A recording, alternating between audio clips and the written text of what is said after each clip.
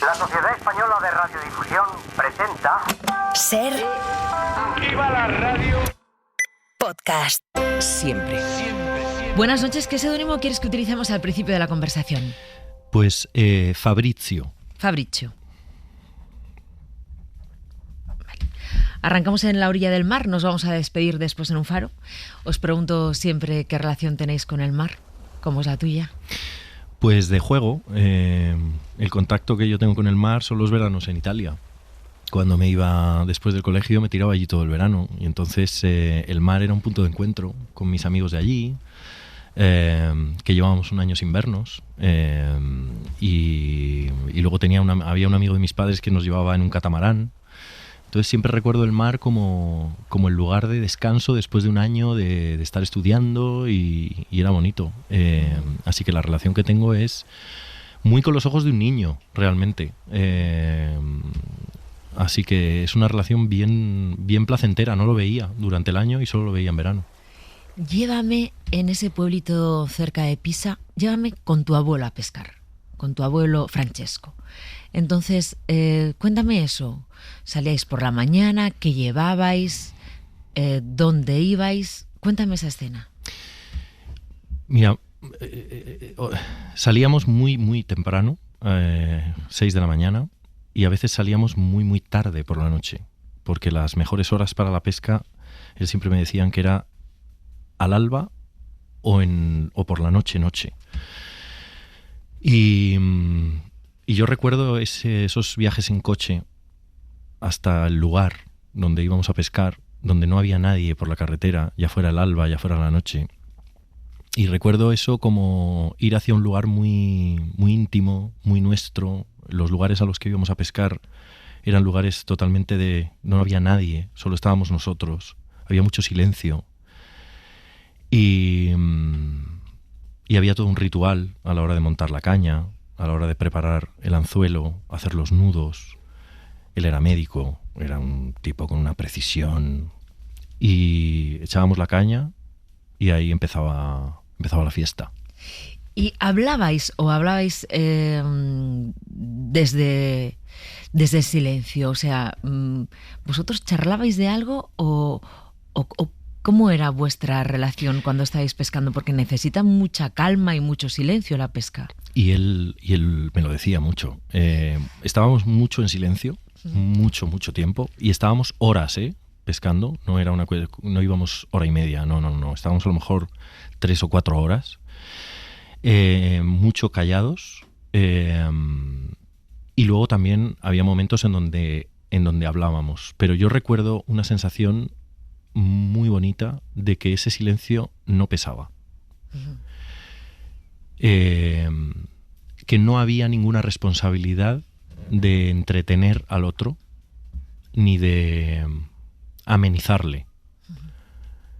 Y eso con los ojos de un niño, pues imagínate, ¿no?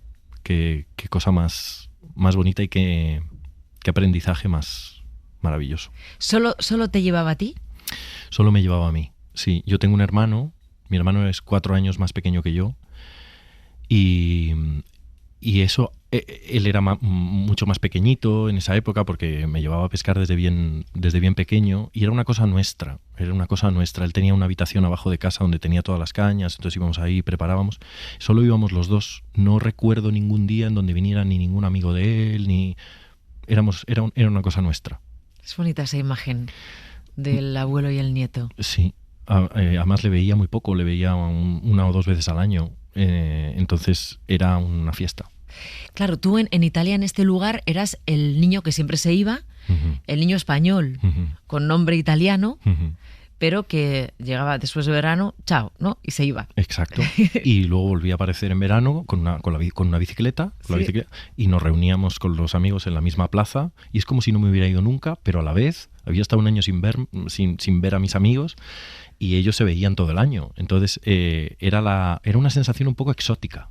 Venía el de fuera. Decían el español. Sí, venía el madrileño. El madrileño, claro. Y había una cosa, claro, imagínate, también un cambio de idioma. Porque yo iba allí y ya era italiano, ¿no? Entonces era un poco el extranjero Además, claro, en esa época yo he crecido sin móvil, sin WhatsApp, Claro. no hablábamos, por carta. Claro. ¿Por qué dejaste de ir? ¿O hace mucho que no vas? ¿O ya dejaste de ir a este lugar? Se murió mi abuelo y yo no fui cuando murió, y las veces que está mi abuela todavía y mi tía, que son dos personas muy importantes, pero no sé, algo cambió cuando murió. Ahora es muy bonito porque hay un parque natural ahí en Pisa muy, muy bonito, y le han plantado un árbol con su nombre, y he ido a verlo. No había ido, y por fin he ido a verlo, y me volví a quedar un poco en silencio ahí. Bueno, vamos a venir a Madrid. Muy bien. Entonces tú estudias en el liceo italiano, Sí. pero hay otro abuelo Sí. que el día que tú haces tu no sé, primera función extraescolar, te regala un boli y lleva la fecha de ese día. Wow. Sí, lleva la fecha, me acuerdo perfectamente del boli. Yo hago la posadera de Goldoni, me pongo como vestuario unos zapatos de mi abuelo Francesco, porque él vino a ver esta función, y mi abuelo me regala este boli, y mi abuelo está viendo la función, está toda mi familia italiana y española viendo esa función, y ese boli lo he tenido mucho tiempo, el 13 de junio del 99 ponía. Estaba grabada la fecha. Y ese abuelo luego ha sido una persona importante, ha fallecido hace poco, y me llevaba al teatro todos los días de Reyes. O sea, él te llevaba al teatro del Día de Reyes desde que eras pequeño. Desde que era pequeño. Claro, porque a mí lo que me llama la atención es que tu abuelo considerara que esa función, hablamos de una función extraescolar, Sí. eras un niño, Sí, no era tu debut. No, tenía 12 años. Y que viniera la familia de Italia a verla, Ujú. y que encima te regalara tu abuelo de aquí el boli con la fecha, Sí. sabiendo que eso iba a ser importante en tu vida. Totalmente, sabiendo que no sé si sabiendo que iba a ser importante, pero sí sabiendo que para mí lo era.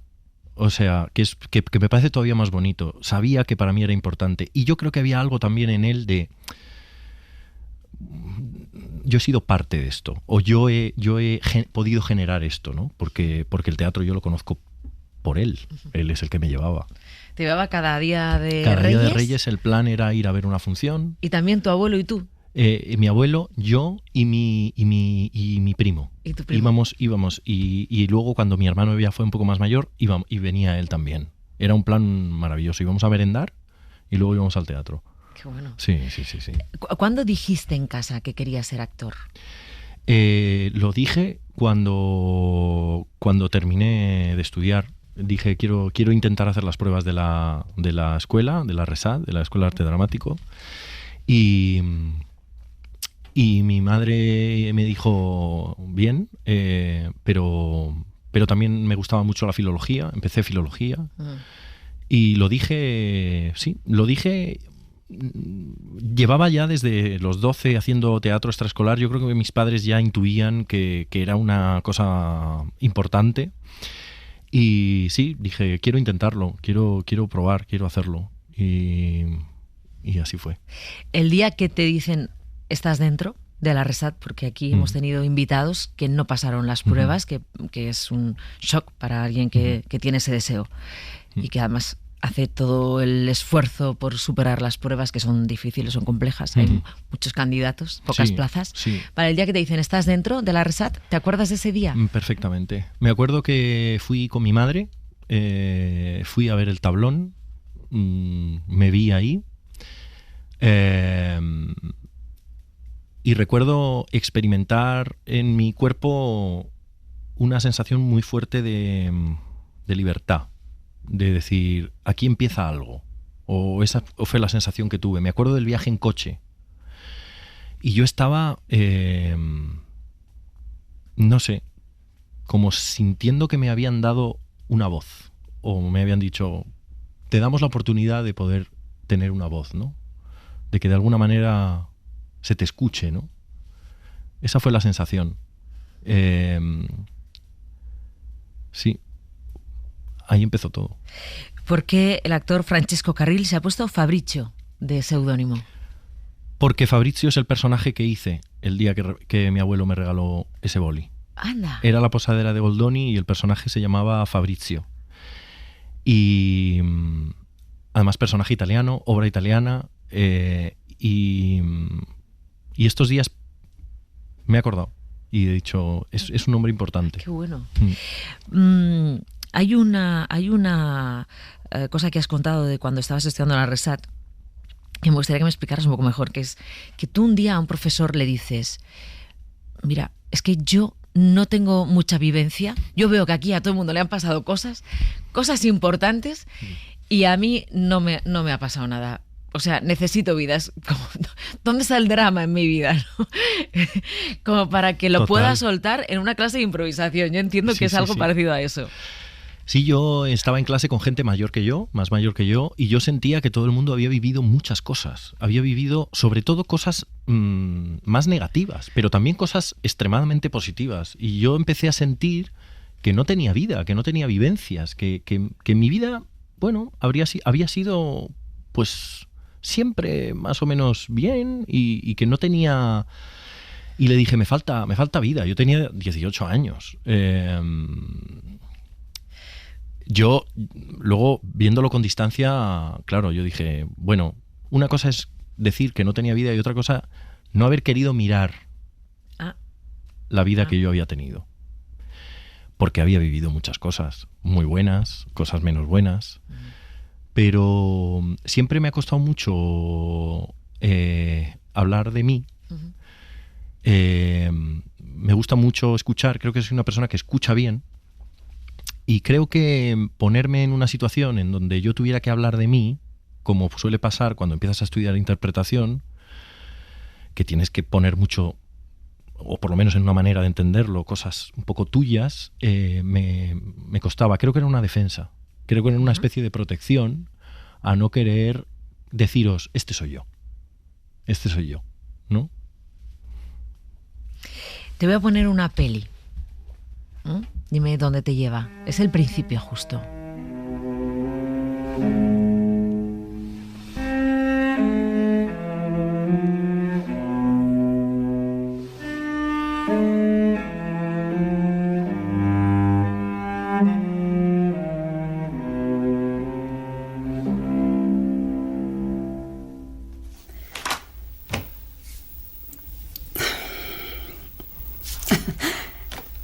Johann se ha convertido en multimillonario en su vejez.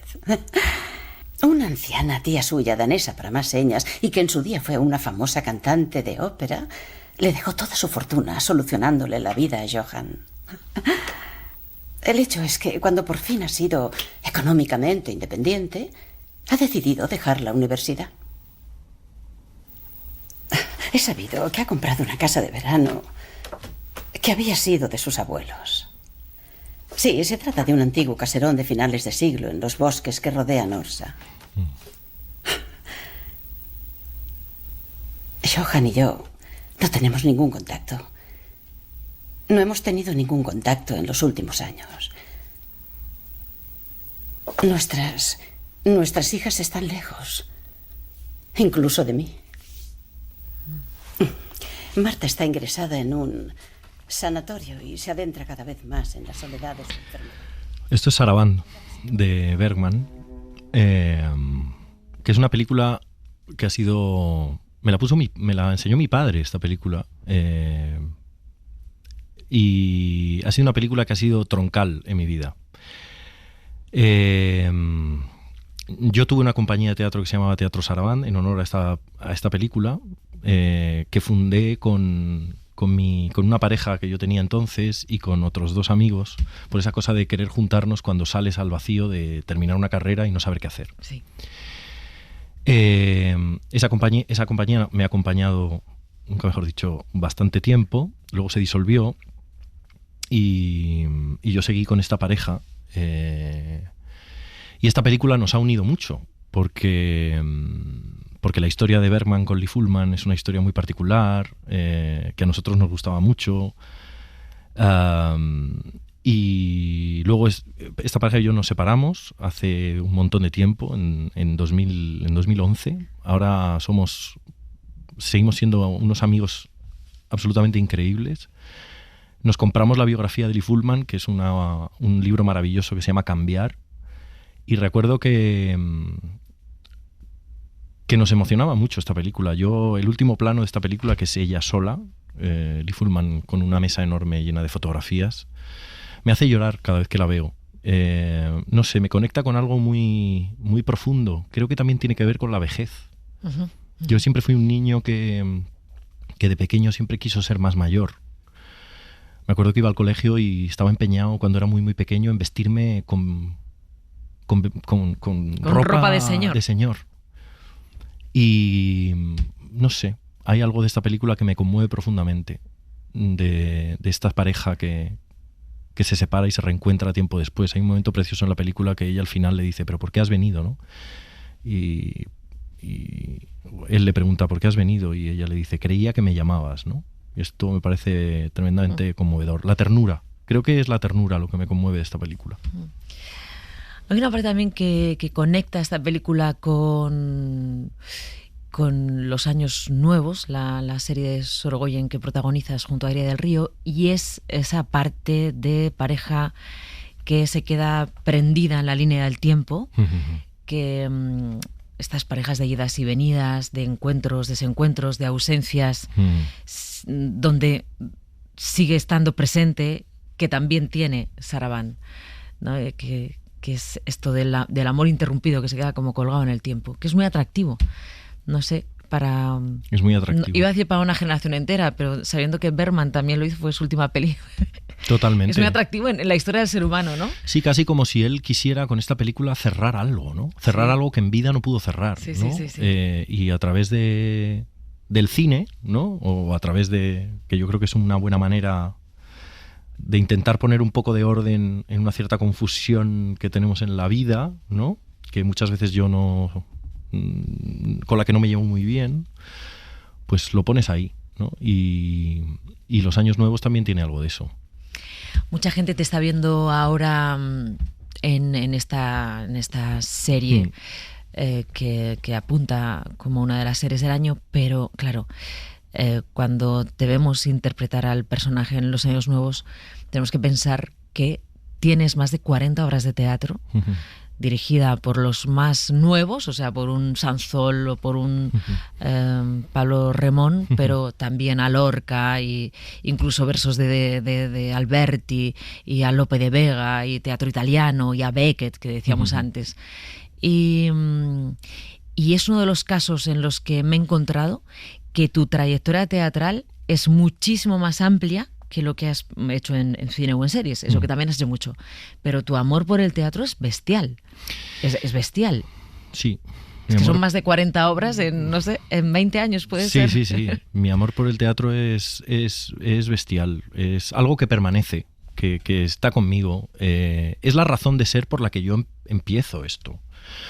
Porque de bien pequeño mi abuelo me llevaba, porque mi padre también me llevaba mucho al teatro, porque yo vengo de una familia materna que es muy creyente y entonces en misa veía a esos sacerdotes vestidos haciendo delante de un público. Esas son mis primeras imágenes. Es que ¿no? tiene eso de ceremonia, de liturgia, rito, ¿no? de liturgia, exacto. Cierto. Y eso está ahí. Entonces el teatro para mí es casa, ¿no? Es un lugar que me pone contento, en el que puedo ser, fíjate, es curioso, yo la primera imagen que tengo de querer dedicarme a esto es subirme a una especie de pista donde tocan los músicos, ¿no? Estas especies de torretas donde se ponen de templetes.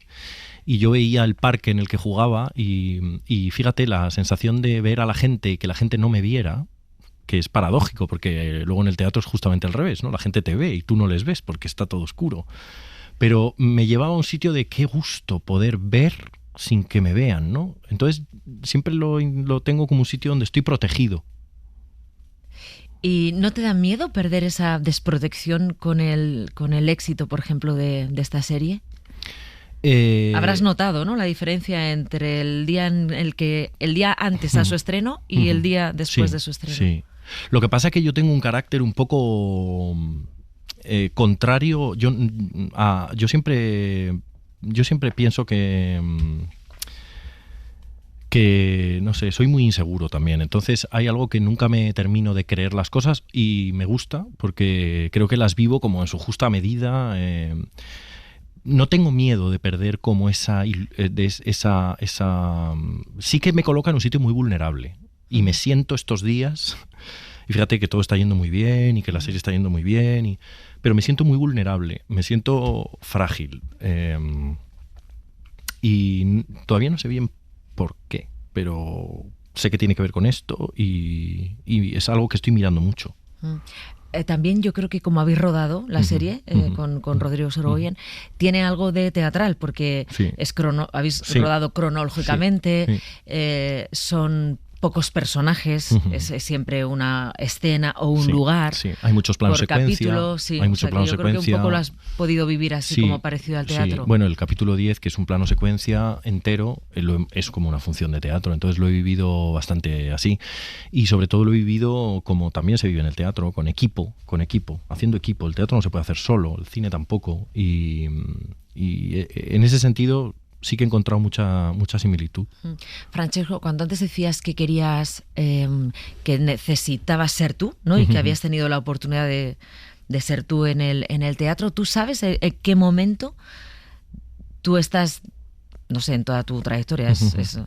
No es largo, son 20 años, pero es muy, muy potente, con muchas obras de teatro, también series, televisión. Vale, ¿en qué momento dijiste estoy sacando de mí algo que yo tenía dentro?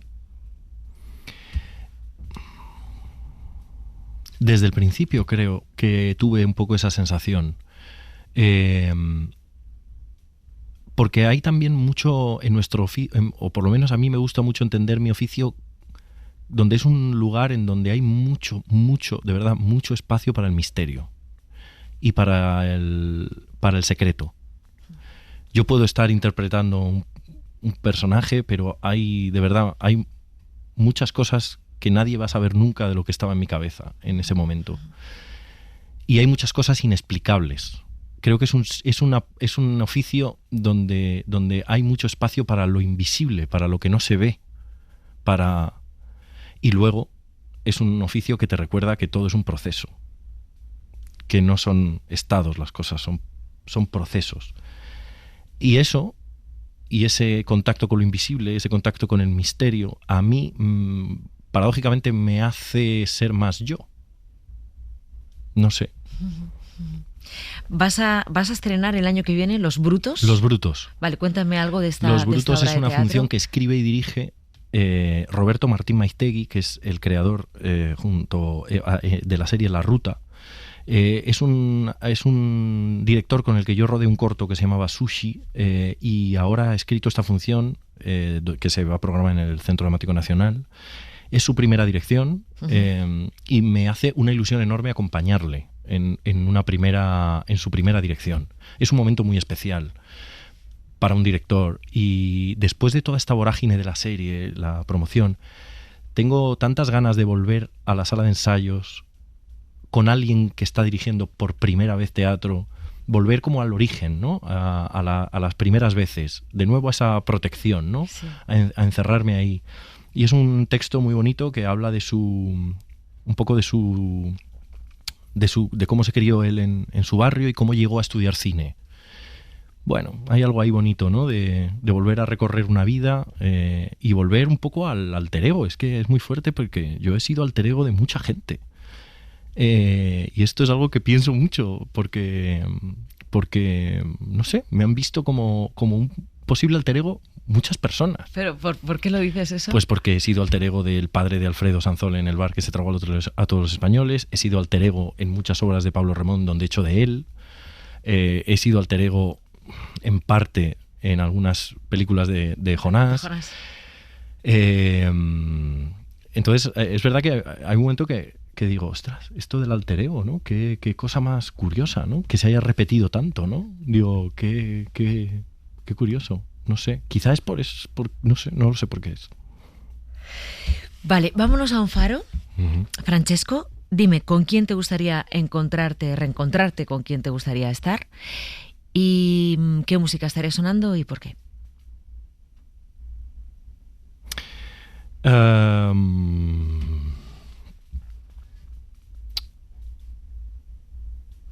Mira, me gustaría reencontrarme con mi abuelo, Francesco, en ese faro, viendo el mar.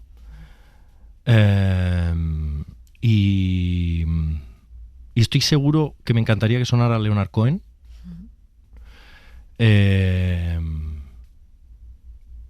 Y me gustaría que sonara...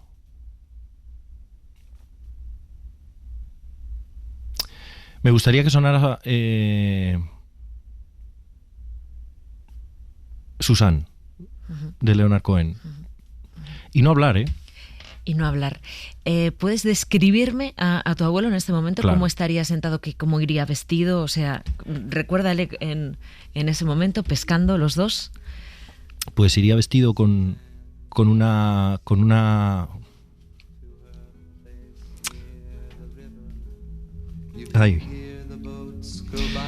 camisa blanca, con un pantalón de traje, con el pelo perfecto hacia atrás, peinado hacia atrás, alto, mirando al frente,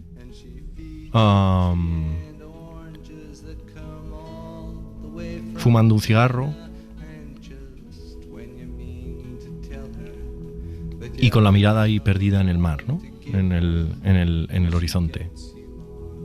Elegante. Francesco Carril, muchas gracias por esta conversación tan bonita. Gracias a ti siempre. Buenas noches. Buenas noches. And you want to travel with her, and you want to travel blind, and you know that she will trust you, for you've touched her perfect body with your mind.